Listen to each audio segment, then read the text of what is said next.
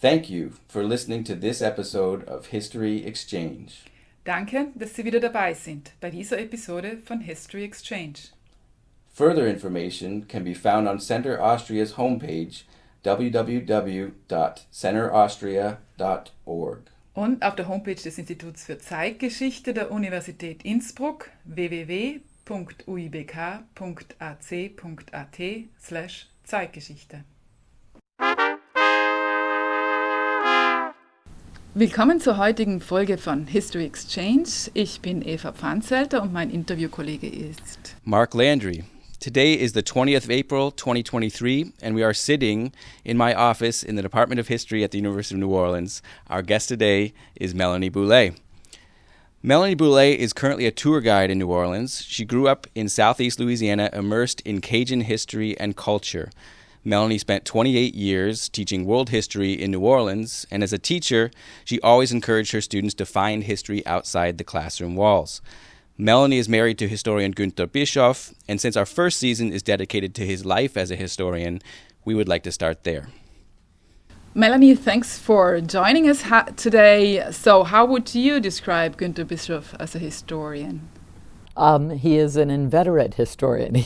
He looks for history everywhere, finds history everywhere, reads history 24/7. So we, every time that we moved as a couple, it wasn't furniture that burdened us. It was, of course, his history books. So as an historian, I would just say he is a full-time historian. What would, you know him thoroughly, you know him well, what would you say are his main achievements as a historian? He's transpassing global territories, he's transpassing national histories. What would you say are his main achievements? Yes, so his main achievements, I would say, would be to elevate, here in the United States at least, an awareness of the history of Austria and the history of Austrian-American relations. I think that he has led so many seminars, so many programs, he's written so many books around there. And he's also built a bridge across the Atlantic Ocean in that sense. It's very funny to see him work on both sides of the Atlantic, because when he's on this side, he's trying to convince Americans that even a small country like Austria is significant. And when he's on the other side of the ocean, he's trying to convince the Austrians that learning about, understanding America is very important for their well-being as well. So it's, I'd say he's built bridges, he's built awareness, and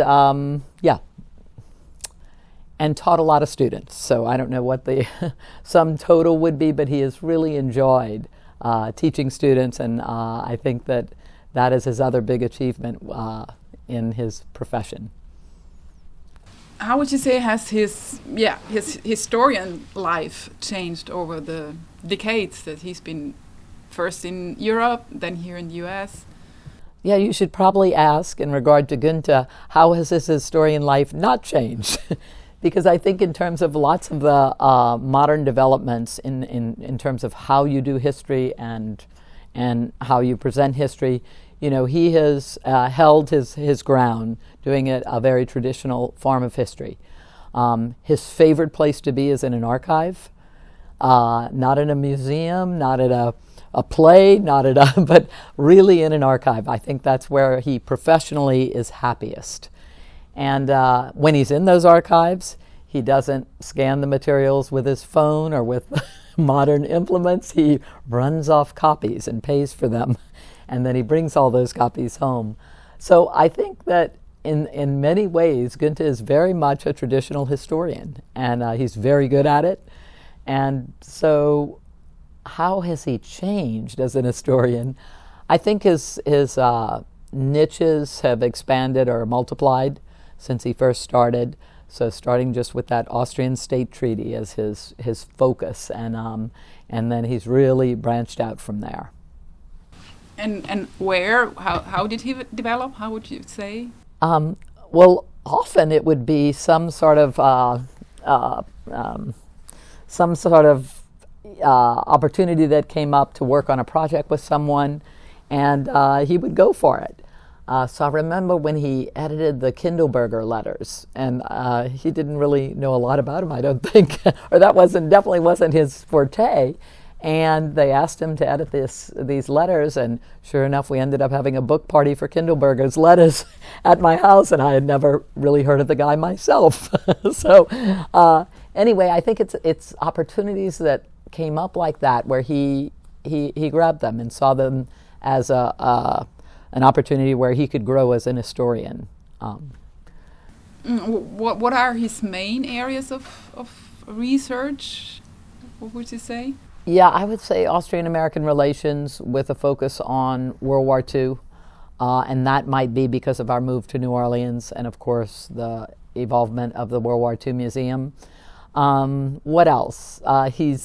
For a while, he was one of the experts on POWs in World War II because of his work with Stephen Ambrose. And then he became an expert on the Marshall Plan because I can't remember how that started, but there was something that started it. And I can't really remember. But again, it's other than the Marshall Plan, let's see, World War II, just Austrian-American relations, Austrian culture too, which, he was never focused on before he became director, I feel, of Center Austria. And before it became also a cultural center, not just a center for the history of Austria. So a bit on culture there. What else? I'm going to stop there. Is there an aspect of his work that you most enjoyed reading or that you learned the most from, if it's a book or an article? Was there one that sticks out in your mind as the most memorable? I love his Marshall Plan book. And it might be because I'm an American, so of course, but I love his Marshall Plan book. I feel like it was such a significant aspect of our foreign policy at the moment that it evolved, and so I love reading about it. And it was just, I'm also interested in economic development myself. As you know, I studied economic development in college, and I then went into the Peace Corps, and so I'm very interested in what is effective aid. And so I think the Marshall Plan was at least one instance of very targeted and effective aid while not being too paternalistic. So, and there was a little paternalism, but not too paternalistic. While you're talking about your history a little bit, I'd be curious to hear about the story of how you two met. Okay, the story of how we met. Well, just to sum up our relationship, we met on his soil, but we've lived most of our life on my soil. But how did we meet? I think it goes back to my parents were avid believers in education. And along with that, they thought travel was one of the most formative aspects of education. Therefore, after they raised 6 kids on a crawfish farm, and then sent 5 of them to college, they decided that they wanted to go back to college. And they had pushed us, to go to college all the time, and so they're like, well, we should go back. They also, part of that belief in education is that everyone should be lifelong learners. They shouldn't just stop learning after college. And so there they go back to college, my mother to study art and my father to study history and politics. And they end up in Innsbruck in the summer of '87. By that time, they had actually met Günter, because that wasn't their first year in Innsbruck, but it was mine. I had just completed 4 years in living in Latin America. And so as I was traveling a little bit before I would come back to the U.S. and settle down and get a job, I was in Europe, and my parents said, well, come by Innsbruck. That's where we are studying. And so I get there, and Günter is the assistant teacher for Professor Lamb. He was the Colorado governor, and he was the guest professor that summer in Innsbruck. And Günter was his assistant so that he could, help him do all the logistical things and whatever. And my father was taking the course. So I met Günter in a classroom where my father was his student, and he was, the assistant professor. that was in 1987. And we, talked some there, and then it turned out that both of us were going to Boston, to Harvard. He was toward the end of his PhD there, and I was doing a master's at the Harvard School of Education. And so you ended up in the U.S. finally. Yes, he did. So after he got his PhD, he got offered a job here at UNO, and I was happy about that. I was ready to come home after quite a few years away. Before we go over to the second part, maybe one question for you, Melanie, that we would like to ask everybody. What's the first image that pops to your mind when you think of Austria? When I think of Austria, the mountains. But that could be just because I'm from Louisiana. Okay, I had never seen such, beautiful, starkly beautiful mountains. I just think they're beautiful. So definitely the mountains. But I grew up in a swamp, so easy question. Give me a harder one. No, that will come. That will come as we go. Good. Okay.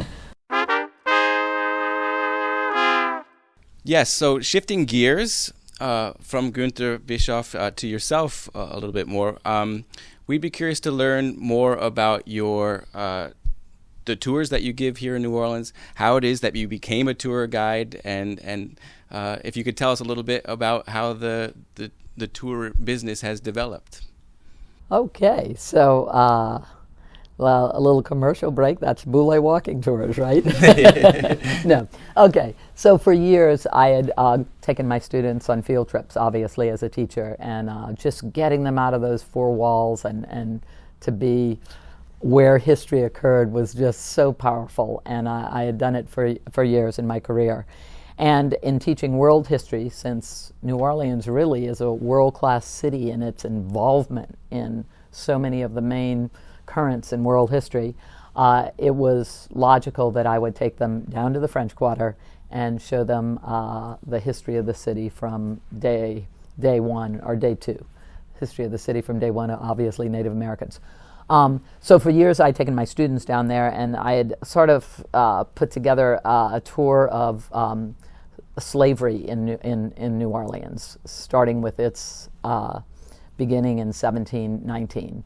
And then going on. And so it was mainly focused on sites that had something to do with the slavery institution. Okay. Then I sort of, then all my family wanted to go on my tour. And so I started widening it a little bit to include other aspects of the city's history. And then we moved to the Quarter. And Günter and I had always wanted to move to the Quarter because it's the historic district. We both love the music. And but we didn't want to do it when our kids were here. So the year after Xander left for college, we moved to the French Quarter. I made a promise to myself when I moved to the French Quarter that I wouldn't pass up an historical plaque. So I read myself into deeper history that way, and the places that the history took place. And then I also just started reading away on the history of New Orleans, its early colonial history at least. And so I started giving tours to anybody who came to New Orleans, friends, family. My first tour that I remember was at my niece's wedding. And there were like 25 people on my tour, and I was like, this is a lot of fun. This is like having a class, and I can just take them wherever I want, and I don't have to be back on the bus at a certain time, and I don't have to park the bus and tell the bus driver where to park. I mean, we just met in the French Quarter, and I took them on a tour the morning before the wedding. So that was my first big tour. And then when I decided to retire from teaching so that I could help take care of my parents who were living out on the bayou. And I had been helping to take care of them, but it was a commute going back and forth, and it was 2 full-time jobs, really, teaching and taking care of my parents who wanted to age in place, and we wanted them to be able to do that, but that's a lot of work. So I couldn't stop earning money, and so I needed a job, so I thought, well, why don't I just turn my hobby of taking people around the French Quarter into a job, and so I started a tour guide business. However, I got my permit as a tour guide on February 28th of 2020. That was when New Orleans became the third hotspot in the country for COVID. And so, of course, nothing took off. I had my permit on my Mardi Gras bead, and I didn't use it. And then when COVID started lightening up, I started picking up a couple of tours, and then Delta hit. And then as Delta lightened up, then Omicron, and you know the story. But anyway, now it's picking up quite well, and I really enjoy it. It doesn't feel like a job. I just enjoy talking history with people for 2 hours. My guests bring their perspective and their experience. I remember I had a 85-year-old guest from Brooklyn, and he just saw so many comparisons between Brooklyn and New Orleans. And so it was so fun. It was the most intense 2 hours where he's sharing a lifetime of growing up in Brooklyn with what he was seeing in the French Quarter. That's so interesting. I guess I should probably say, in full disclosure, both myself and Eva have participated in tours that you've given. So I'm biased that these are excellent tours. It was my introduction to the city right after I arrived here. But I'm curious, so how is it you were a teacher for 28 years, now in some sense you're an entrepreneur in a real sense? How has that transition been, or has it been challenging? Have you been pleasantly surprised by the life as an entrepreneur? We'll talk about the entrepreneur part, but the activity itself is very much like teaching, right? But I just have a new group of students, and they're usually very avid students. They've even paid to be in my class, and so the activity itself is very much like teaching, and why I enjoyed teaching so much. Every year I would meet 100 new students, get to know them, try to teach 100 different brains history. Here, a couple of weeks ago, I had a group. One guy was from Uganda, a girl was Palestinian. I had a girl from Cyprus, a Greek Cypriot, to be clear, very specific, and some people from Ireland. And it was like teaching my high school class, like so many different brains and experiences that come into the class, and your job is to sort of corral them and get some history transferred. So the activity itself is very much like teaching, so maybe that's why I love it so much. And the entrepreneurship, my family says I'm the worst businesswoman they have ever heard of. And I insist that I have a plan. So that plan, of course, tours just picked up really this spring, so I'm not going to reveal my plan to you yet. But if you interview my family, they would say that the entrepreneurship part is slow in developing. Melanie, not for 2 hours, but I think for Austrian audience or for European audience, it would really be interesting. Could you just tell us a little bit about the history of New Orleans? Yeah, the history of New Orleans. So the Native Americans who lived in Louisiana for thousands of years before were very diverse, very small groups, because they were mostly migratory, living next to one of the largest rivers in the world, at the bottom of that river that floods annually, if not more often. And so the Native American population was very diverse and very amazing how they could etch their subsistence out of these swamps. These swamps were very inhospitable for humans. They were great if you were a smaller mammal with a lot of fur or a reptile, but for them, they really did very, very creative things with the ecology in which they lived. And so I'm fascinated just by the Native American experience here in New Orleans. And of course, when the Europeans arrived, they are going to slowly push the Native Americans away from the city and down to the lowest land of Louisiana, where they are today, a lot of the groups. So starts off with the Native American civilizations, you could call them, or cultures. And then when the Europeans come, the problem is that there's no gold and silver here. So they hope that maybe they could find a crop that would work. They try indigo, they try cotton, they try tobacco, and all of those don't really work for certain reasons.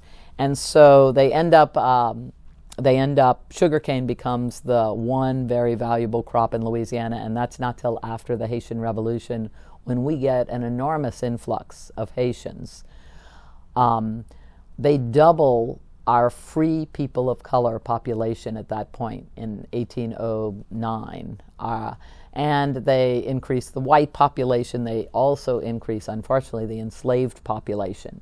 So what happens with sugarcane, it plays a super detrimental role in the history of New Orleans because it requires a lot of workers. It's very heavy labor.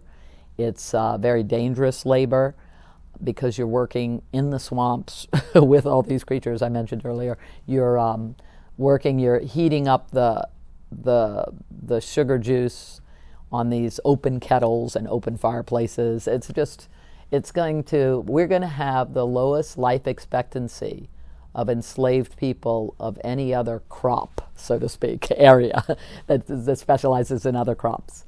I mean, picking cotton was tough because you had to pick so much to reach your requirement for the day, or else you were not given supper or whatever the penalty was for not picking quick enough. But, sugar cane was really, really tough on one. And yet it was very, very valuable, especially once they learned how to make rum. That becomes so popular, and so everyone wants sugar. It was called white gold when the Haitians were the main producers of it, and it was Napoleon's, pocketbook. That's how Napoleon and France made so much money. So in terms of New Orleans, that Haitian influx, they're going to bring sugarcane, they're going to bring architecture here, they're going to bring voodoo here, they're going to bring, voodoo was already here from Senegal, the gris-gris form of voodoo, but it's not going to be from where the Haitians came from. So they're going to enrich that aspect of our culture. They are going to bring culinary and architectural contributions to our culture, big time. So I think what makes New Orleans interesting, and one is why does the French Quarter look the way it does? It's so much more interesting than any American city you go to, just about. And why is that? And that's, for four main reasons. One is we had so many different colonial and early influences on it. So it was such a multicultural, gumbo we call it, right? So what you're seeing is just a combination of so many. And if you go to France or go to Spain, you won't see a lot of houses like you see in the French Quarter because they're kind of French, they're kind of Spanish, they're kind of African, they're kind of this and that. And so that's why, the housing, the architecture in the French Quarter is totally unique. Secondly, because it's been preserved by the Vieux Carré Commission, but also because we weren't burnt down during the Civil War, toward the end of the Civil War, when much of the rest of the South was burnt down because they refused to surrender, and we had been taken at the beginning of the Civil War. And so you're seeing this very interesting architecture, part also because of the Spanish, because when they got control over the Louisiana Territory, they instituted a lot of fire protection because the French loved to build out of their wood, and so they brought brick to New Orleans. So anyway, I hope that gives you an idea that the French Quarter is super unique as a neighborhood and super interesting historically because of all those influences and because of the fact that it's been preserved. Speaking of the French Quarter, to your mind, what's a spot there that is really fascinating, really interesting, deserves to be a sort of a tourist site, but is not as well known? I have a spot for you. Maybe if this is I don't want to give away trade secrets or things like that. Don't worry, it's not going to earn me a lot of money. That's not part of my entrepreneurship plan. But anyway, it's right outside of the quarter. But it was the site where the first official black school was located. And today it is a rundown building, not the original building, but even the building there now is totally rundown with ivy and weeds growing all over it. And it's on Toureau Street. It's in the Marigny, and it doesn't even have a plaque. and that was the official first black school before the Civil War. So imagine 1837. It was taboo to teach a black person to read before the Civil War because they knew that would mean rebellion. And so this is extraordinary, but it is just weeded. And so once I fully retire. Once Günter retires, which might bring us back to him, I'm going to do something about that. Melanie, I was with you in the French Quarter, and I think what we really cannot imagine as Europeans is how could life be imagined in the French Quarter? Because you hear slave trade, and then you have all these people being forced to work hard, but that's not the everyday life. It is part of the everyday life, but in the French Quarter there was much more than just working on the plantations. So maybe you could try to explain how was the living together, how can that be envisioned today? So you mean 200 years ago? Yeah, 100, something like that, 200 years okay. ago. So our form of slavery was a chattel form of slavery because we had way more enslaved people in Louisiana than we had whites. So in order to maintain a forced labor system, you needed to be very harsh. And that was a chattel form of slavery, treating people as if they weren't even human, right? So that is the overall umbrella of what we're talking about. And the whites were always on edge. The French, because they really never really managed to settle the colony overwhelmingly or to get their act together, because Napoleon, kept giving them away and then taking them back and then selling them. And so the French were a bit more laissez-faire in some ways. And that doesn't mean that the French plantation owners who lived way out weren't, but they realized that they had to live, right beside these their enslaved people who lived right in their backyard. And so it couldn't be all acrimonious. And so what's going to happen is the Africans are going to be able to continue parts of their cultural heritage, because the French are going to have to let them get together on Sundays, because they don't want their enslaved people hanging out in their patio on Sundays, and going to their white church, right? And so they're going to end up saying, well, y'all can go over there. They're not going to force all of them to work on Sundays. And what would you do? You would force them to stay in their cabins, and they would just, perish, staying in these really tight quarters. So another aspect of the enslaved people's lives was really tight quarters. I'm talking about these half structures behind the patio, which were also hot and often caught on fire. So, they weren't able to just force, 10 people to stay in 300 square feet of space all day Sunday while they were away doing other things besides working. So it was a very close fraternization going on, I mean, in the Code Noir, it does regulate every aspect of what enslaved, especially women, wear, because they didn't want the fraternization there between the women and the white owner, which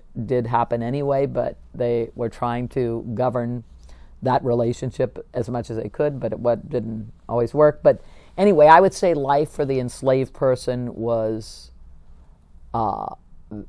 very oppressive, and yet there were a few little windows of hope or opportunity in there for them. And for the whites, they were on edge. It wasn't just an easygoing existence, and they just dug their feet in terms of becoming ultra racist, so that they could continue this life that depended on the forced labor of the African people. On your tours, when you're meeting groups from all over the world, like you said, what do you have a sense? What is most impressive to people coming here to New Orleans, or what are they most delighted by? I think the street culture. During many of my tours, first of all, there'll be the second line that just develops, and so I have to explain second lines at that moment. Second lines being a street parade to either celebrate something like a marriage or something like that, or for funerals, right? So they also do that, or for Mardi Gras or any of the other holidays that New Orleanians love and celebrate in the street. So And things like that just are always happening on my tours. I don't know, but the street culture will run across just incredible street musicians, and then we'll just hang for a while. I'll have to like suck it up that I'm not going to be able to transfer as much history on that tour.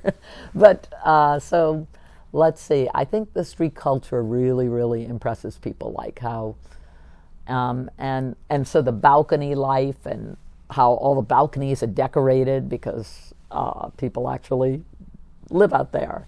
So everything that's outside, I think they're very, very impressed with. Speaking of street culture, maybe a question I can ask and Mark can add his one. What's your favorite food here in Louisiana? Oh gosh, that's a hard question. You're getting harder because it's very hard to pick. Oh my goodness. So how about if we do my favorite Native American food is corn makchu. And what's that? I love it. That's I have never made it, so I have to eat it in restaurants. But it's ground up corn with that's kind of baked with all kinds of stuff, lots of peppers and so anyway, I can't even describe it. It's such a unique dish, but it's corn based. Let's see. Of course, because of the answer that's ingrained in me is crawfish, because I grew up on a crawfish farm.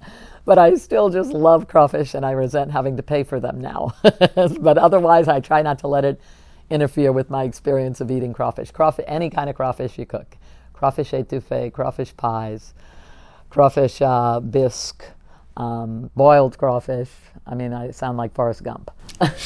So I'd say crawfish, definitely my favorite seafood, okay? And then what else? Oh, okay, I don't know if it's because my name is Boule, but I love creme brulee. Sorry, brulee. It's not Boule. Anyway, I love any version of that. So the Hispanics have a version called flan, right? And then there's creme brulee, and I forget the other. But that's my favorite dessert. Let's see. Maybe this is easier, maybe not, but what about your favorite Austrian food? My favorite Austrian food. Oh, gosh. Okay. My favorite Austrian food is the Käseknödel. And I love it when it's cooked outside in an iron skillet. It's like, it tastes just so earthy and so extraordinary. And I think it's part because we can't get that cheese that they often use in it. And so when I go to Austria, I try not to order it too often. But right when I get there, I order it right away. And Günter's mother, of course, used to cook it for me. And now his oldest sister, cooks it when I go to visit because she knows it's my favorite food. Well, Melanie, thank you very much. That was basically it. All we wanted to know from you. Yes, and you joked about it earlier, but we do want to ask guests if they have any thing that they would like to announce, such as a tour website where listeners might... I was joking. Okay, but no, we just want to thank you for really a fascinating conversation. Okay, thank you all very much for having me. Danke, Melanie. It was Melanie. a lot of fun. Ja, es hat sehr viel Spaß gemacht. Dankeschön. Vielen Dank euch. Danke fürs Dabeisein. Thanks for listening. We hope you'll tune in to the next episode. More information can be found at Center Austria's website, www.centeraustria.org. Und auf der Homepage des Instituts für Zeitgeschichte der Universität Innsbruck www.uibk.ac.at/Zeitgeschichte.